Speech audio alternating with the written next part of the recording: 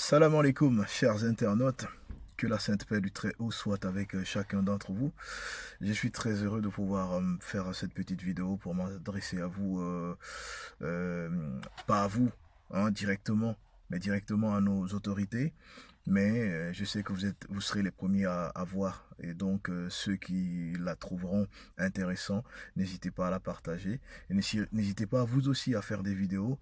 Voilà, pour qu'il y ait un maximum de communication sur la chose dont je viens vous parler dans un instant. Et seulement parce qu'il s'agit vraiment de compatriotes à l'étranger aujourd'hui, bloqués dans la misère la plus totale, dans un pays que l'on appelle la Tunisie. Des compatriotes, des Guinéennes et des Guinéens qui se trouvent bloqués là-bas, non pas parce que simplement ils ont choisi ça, et la plupart d'entre ces gens, j'ose le croire, en tout cas, depuis quelque temps, j'ai entendu un certain nombre de personnes en parler, des gens concernés qui y sont, qui se sont retrouvés dans ce pays. Il y en a qui étaient partis en vacances, il y en a qui étaient partis pour se soigner, parce que vous savez, les problèmes de soins de santé chez nous, ça reste quelque chose vraiment de très laborieux, mais ça, ce n'est pas le débat. En tout cas, je suis tombé sur une vidéo, franchement, qui m'a complètement ému. L'expression faciale de cette dame qui est en train de parler, les mots qui sortaient de sa bouche, la façon dont elle décrivait ça, franchement, il fallait, il faut être sans cœur pour ne pas ressentir, pour ne pas vivre un tout petit peu ce qu'elle essaie de décrire. La misère, vraiment, c'est très difficile. Ce sont des vrais miskines là-bas en ce moment. Et tout ça à cause de ce problème mondial qu'est la pandémie de la Covid-19. Voilà, il paraît qu'il faut dire maintenant là et non le. Mais bref, donc je suis tombé sur cette vidéo, franchement, je me suis efforcé pour la terminer parce que dès les 5 premières secondes, j'ai senti que ouais, c'est quelque chose, franchement, qui venait d'un cœur sincère et qui était très important, qu'il fallait que j'écoute. Je l'ai écouté avec beaucoup de peine et donc je me suis promis d'enregistrer cette petite vidéo pour essayer, pourquoi pas, de contribuer à faire en sorte que le cœur de notre premier responsable, qui est le professeur Alpha Condé, puisse être touché, comme il l'a été souvent dans beaucoup de cas, lui et son épouse.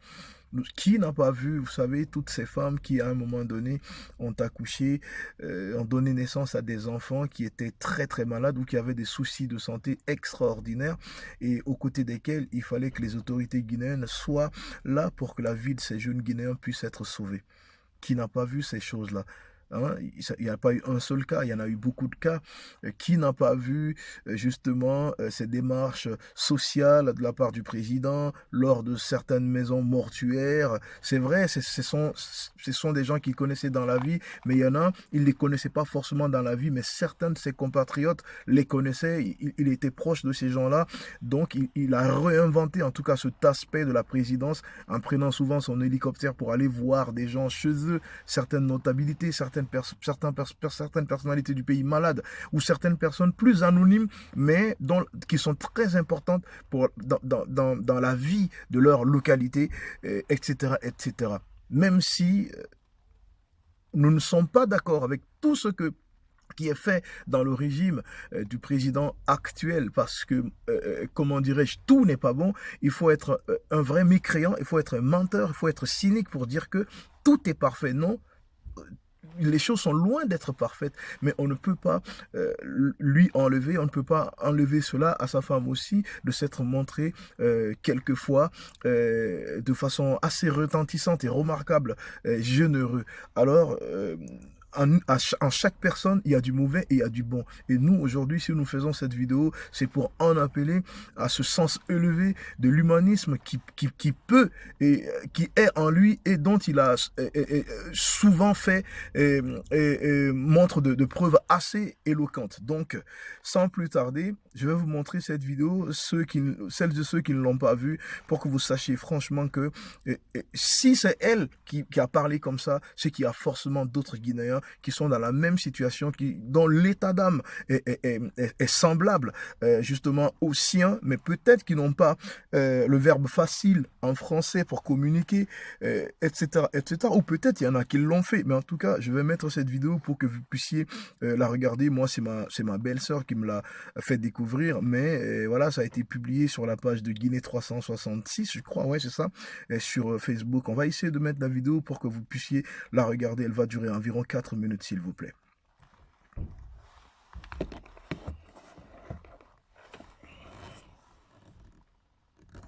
Ah, il n'y a pas de son pour le moment. Je vais essayer de reprendre.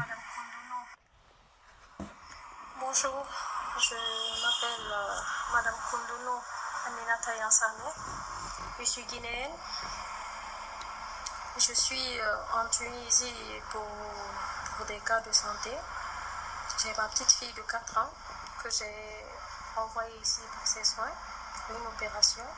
On est là depuis le 12 avril, le 12 mars du moins. On était venu juste que pour une semaine. Le retour était prévu pour le 19. Entre-temps, ils ont fermé les frontières le 17 en Tunisie.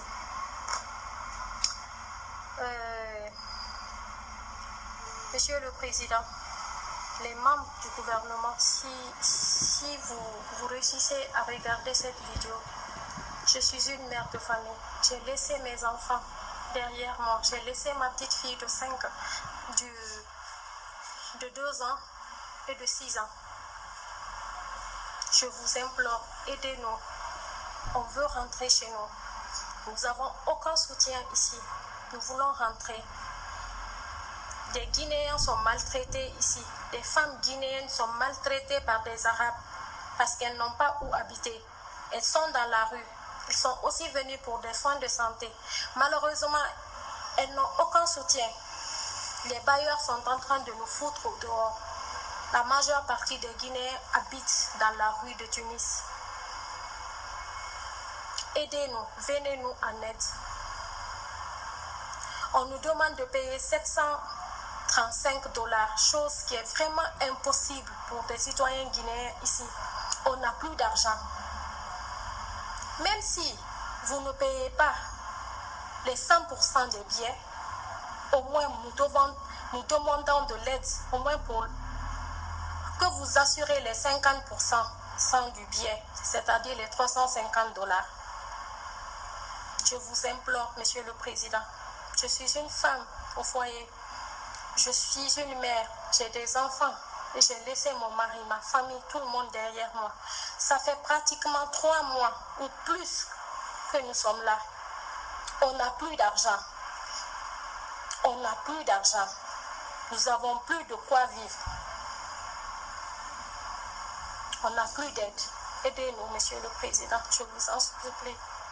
Je vous en supplie, aidez-nous. Nous voulons rentrer chez nous. Nous voulons rejoindre nos familles.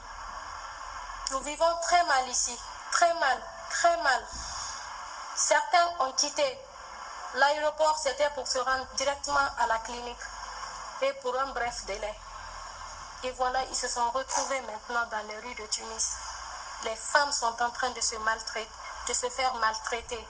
Elles n'ont plus de quoi vivre, pour loger. S'il vous plaît, Monsieur le Président, aidez-nous. Nous voulons rentrer chez nous. Si vous ne pouvez pas nous aider pour les billets, aidez-nous au moins pour payer les 50% du billet. Chacun a son billet à leur retour, mais on exige ici qu'on prenne un autre billet de 735 $. On n'a plus d'argent. Nos familles en Guinée ne peuvent plus nous amener de l'argent.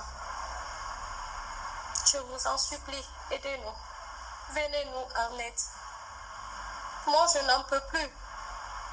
J'ai mes enfants qui pleurent derrière moi. J'ai ma petite fille ici qui veut retrouver ses frères et sœurs en Guinée. Merci beaucoup. J'espère que cette vidéo vraiment ira très loin, jusqu'à vos mains, Monsieur le Président. Merci pour votre compréhension. Merci beaucoup. Et On attend vraiment une suite favorable. Merci à vous. Nous comptons sur vous. Nous sommes au moins 100, plus de 300 Guinéens qui veulent rentrer. Aidez-nous. Encore, une fois encore, aidez-nous. Nous voulons tous rentrer. Merci beaucoup à vous.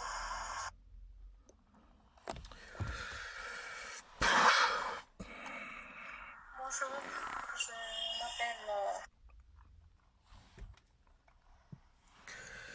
S'il vous plaît, essayez de partager cette vidéo. Si vous ne voulez pas partager celle que je viens de faire là, essayez d'aller sur la page de Guinée 366. Oui, c'est bien ça. Ou cherchez ça sur Facebook et trouvez la vidéo. Essayez de la partager au maximum pour que nos autorités puissent l'entendre, pour qu'ils sachent que tous les Guinéens sont peinés à la place de ces Guinéens qui sont dans des pays un peu partout et qui souffrent, qui veulent rentrer, mais qui ont toutes les difficultés du monde à le faire. Et puis d'ailleurs, je ne comprends pas cet aspect des choses. C'est vrai qu'il y a beaucoup de billets qu'on prend, c'est marqué non modifiable, tout et tout. D'accord? Mais après, lorsque des cas de force majeure comme ça arrivent, c'est-à-dire que c'est pas vous qui êtes venu en retard, qui avez loupé votre vol, seulement on a décidé un jour de fermer les frontières, vous ne pouvez plus sortir, il est clair, il est indéniable que ce n'est pas votre faute. Parce qu'il y a beaucoup d'étrangers, beaucoup de Guinéens aussi vivant à l'étranger, mais qui sont en ce moment en Guinée bloqués, dont les billets retour restent encore valables, mais les dates de ces retours-là, les voyages n'ont pas pu être réalisés. J'imagine que ces billets-là ne sont pas morts. Parce que tout simplement, ce n'est pas eux qui ont refusé de voyager ou qui ont loupé leur voyage. Je me demande dans ces cas de figure-là, vous les hommes de droit qui écoutez, vous qui vous y connaissez dans ce genre de choses, comment de tels litiges, justement, si litige il y a, peuvent être résolus. Peut-être que l'État doit s'engouffrer dans ces brèches-là pour essayer de comprendre plus, en tout cas ceux qui sont dans ce genre de cas de figure. Mais en tout cas, l'urgence aujourd'hui, c'est de faire rentrer nos compatriotes. C'est de prendre ces femmes-là qui se trouvent aujourd'hui à la merci. Vous savez, de ceux-là qui, je ne dis pas ne nous aiment pas parce qu'il ne faut pas essentialiser les choses, mais des pays dans lesquels on a vu beaucoup d'Africains se faire maltraiter parce que tout simplement, les gens savourent le fait d'être chez eux. Donc, ils sont heureux de montrer aux étrangers, vous n'êtes pas les bienvenus et nous pouvons vous faire ce que nous voulons. On a beaucoup de fois vu ça, surtout les femmes qui sont vulnérables. S'il vous plaît, Monsieur le Président, s'il vous plaît, les membres du gouvernement, s'il vous plaît, les décideurs du pays, sacrifiez une partie de l'argent qui appartient à tout le monde. Faites rentrer des Guinéens qui souhaitent. Je me demande qui c'est qui a eu un jour cette idée géniale de tuer la compagnie Air Guinée. Non seulement de revendre nos avions, mais de tuer cette compagnie qui faisait partie des choses, des fiertés de la Guinée. Notre dignité en dépendait. Des urgences comme ça, nos avions auraient pu partir, prendre exclusivement des Guinéens et rentrer. C'est là qu'ils n'ont pas été gentils avec le pays. C'est là qu'ils ont été très méchants avec le pays. C'est là qu'on doit penser justement à tout ça. Alors on va dire, ça fait longtemps cette histoire. Maintenant, la Guinée doit se battre pour se doter de nouvelles compagnies. Les donnes ont changé. Ces choses-là sont très compliquées. Ça peut se faire aujourd'hui. Mais en tout cas, pour ne plus répéter les erreurs du passé, il faut chercher le pourquoi du comment de certaines choses qui ont été posées dans le passé et qui n'auraient pas dû être posées. La preuve, voici des conséquences sur certains de nos compatriotes aujourd'hui, qui n'ont pas cherché cela, qui se sont retrouvés dans ce genre de difficultés. Regardez cette dame comme elle parle. J'en ai des frissons. Et en plus, qu'il y a des enfants qui l'attendent au pays, qui doivent lui manquer. Les chairs de sa chair, les sangs de son sang. Regardez cet autre enfant qui sans doute devait être habitué maintenant avec ses frères. Ça doit lui faire tout bizarre de ne pas les voir tout le temps. Et c'est pour ne parler que de son cas. Je suis sûr qu'il y a des cas encore qui sont pires. S'il vous plaît, Monsieur le Président, nous en appelons, nous vous en conjurons, nous en appelons à votre sens élevé de l'humanisme. à votre sens de la générosité la plus absolue. Nous en appelons à cela. Vous, votre femme, vous, les membres du gouvernement, le pays, vous les dirigeants, vous qui gérez des choses qui appartiennent à tous les Guinéens aujourd'hui. Les voleurs aussi, qui en ont tout pris, qui ont tout pris au pays. S'il vous plaît, essayez de racheter quelques bonnes consciences. Essayez de vous rapprocher du bon Dieu. C'est une occasion. C'est une occasion d'élan de solidarité. Prenez une partie de ce que vous avez pris au pays là. Vous allez vous sauver la vie à ces gens-là, la famille. Merci d'avoir regardé cette vidéo et Inch'Allah, à très bientôt parce que je ne peux plus continuer là.